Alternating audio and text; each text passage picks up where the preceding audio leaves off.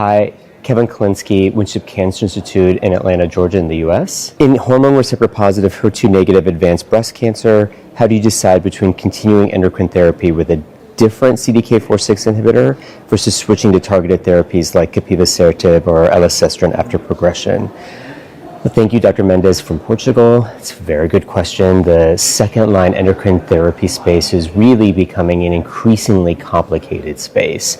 And what I would say is we do utilize genomics. We utilize if patients have ESR1 mutations and they've been on their CDK4/6 inhibitor for some period of time, greater than 12 months or so, and have relatively indolent disease, something like elacestrant or even consideration of imlunestrant is appropriate. If you have a patient who has a PI3K mutation, you can think about fulvestrant plus capivasertib. Also, there are data from postMONARCH, also from EMBER-3 about switching to endocrine therapy. In postMONARCH it was fulvestrant, and EMBER-3 it was imlunestrant, giving along with abemaciclib, though that is not a combo that is approved right now, imlunestrant plus abemaciclib. And then also at ESMO 2025, we saw intriguing data with PI3K mTORC1, mTORC2 inhibitor. We also saw data from Vera of giving giredestrant plus everolimus. In particular, it seemed to benefit patients with ESR1 mutations. So long story short, it's a rapidly evolving field. What we're doing now probably is going to be a little bit different than what we're doing in 1 year and 2 years, though I do think that there will be a continued role for some patients about thinking about switching their endocrine therapy and giving them a CDK4/6 inhibitor. Our question is from Dr. Chen in Singapore. Many of our early stage hormone receptor positive patients are anxious about late recurrence. Are there any emerging biomarkers or genomic tools that can help us better identify who might need extended endocrine therapy? So this is also a really important question. We see about 50% of patients with this subtype of breast cancer can experience late recurrences, meaning after the first 5 years. We do have some genomic tools that are available, including Breast Cancer Index, which is a tool that looks at 11 genes and lets us know what is the risk of recurrence from years 5 to 10, but it also lets us know on the predictive side, is there a benefit for extending endocrine therapy? We also have data for patients with node-negative disease with the utilization of Oncotype that one could incorporate the 21 gene recurrence score, and there is in some countries the availability to indicate what one's risk may be of a late recurrence. And then hopefully we'll identify other markers such as circulating blood, et cetera, that can help us. We have some tools that are available on websites like CTS5 that just gives us risk. But it would be helpful to have additional tools just looking at prediction and whether there is a role for a particular patient of extending endocrine therapy for 7 to 10 years. So Dr. Gomez in Argentina is asking, with the growing use of antibody-drug conjugates in metastatic breast cancer, how are you approaching sequencing of therapies, especially when patients have prior exposure to CDK4/6 inhibitors? This is a really evolving field. I think that it's important for us to consider that patients with hormone receptor positive disease, it's a marathon. It's not necessarily a sprint. And what I mean by that is oftentimes we are hoping that patients can remain on endocrine-based treatments for as long as they can before they need to utilize other systemic therapies like chemotherapy or antibody-drug conjugates. I think we've also as a field moved away from giving single agent endocrine therapy, though it would be good for us to further identify which patients might benefit from that sort of strategy. And so what I would say is we often try to continue endocrine therapies, whether it's novel endocrine therapies along with targeted therapies, whether it's everolimus or PI3K inhibitors, and then when patients are no longer having the demonstration of endocrine sensitive disease, then pivoting to something like chemotherapy and or antibody-drug conjugates.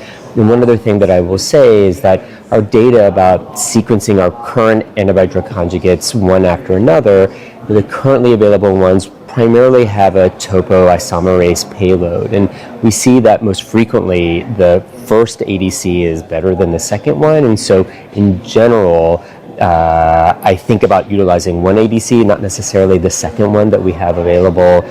We just decide upfront which one you want to utilize, but also understanding that there's a lot of research going on in this field with new targeted therapies and also new payloads. So Dr. Petrova in the UK asks, could you share your perspective on the evolving role of circulating tumor DNA in guiding treatments for patients with early stage breast cancer? This is such a relevant question. I would say in clinic, I get this question every week, and I'm going to focus on hormone receptor positive disease, just given that's the most prevalent disease that we see. So in some countries, including the US, we have, for patients with stage 1 to 3 disease, the approval of tumor-informed circulating tumor DNA assays. And I think we've seen across studies, including from monarchy and other retrospective, prospective studies, that ctDNA can be prognostic. There are a few caveats, though. I would say that even in high-risk patients, patients with stage 2 or 3 disease, the rate of having positive ctDNA is low. It's about 10% or lower. The other, even more important consideration is that what do you do if you have positive ctDNA? Meaning then we do scans, make sure patients don't have radiographic evidence of progression.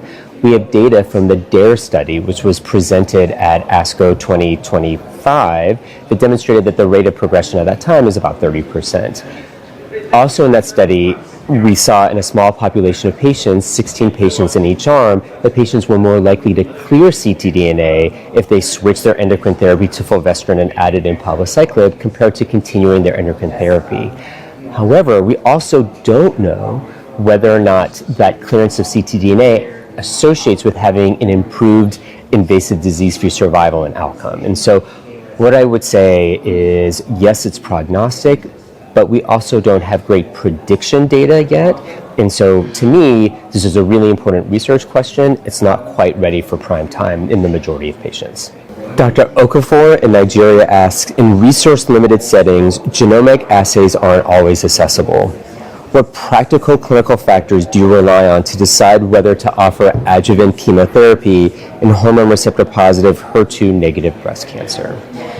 This is really the reality of where we are at the moment, where some assays are available in some countries, others they're just not available. So I have several thoughts about this. One, the consideration of clinical and pathologic features. One, even if you do have access to a genomic assay, it's not just the score itself, but it's also the incorporation of clinical and pathologic features. So I would think about, does your institution do Ki-67? Is that well validated, looking at tumor proliferation? Is a patient node negative or do they have node positive disease? How strongly do their tumors express the estrogen receptor and progesterone receptor? Even before we were utilizing genomic assays, those patients who had hormone receptor positive but progesterone receptor negative tumors, or progesterone receptor low, meaning less than 20%, and tumors that had high Ki-67, meaning greater than or equal to 20%, were identified as luminal B tumors. And those are the patients that, if one does not have a genomic assay, one could utilize those clinical factors just to determine whether or not a patient may benefit from chemo. And the other thing that I will say is at upcoming meetings, we will see data with AI and then utilizing H&E samples that have been uploaded into the cloud to see whether or not that can also identify risk, especially in the context of patients for whom we know genomic assays. And the reason that that is important is it is easier to be able to just upload that information into a cloud and then have an evaluation as opposed to sending off tumor tissue and the cost associated with that. And that may help in terms of generalizability, especially in our countries that are resource limited. We want to thank you, especially to those who submitted their questions. Those were excellent questions, and thank you for the opportunity to discuss them.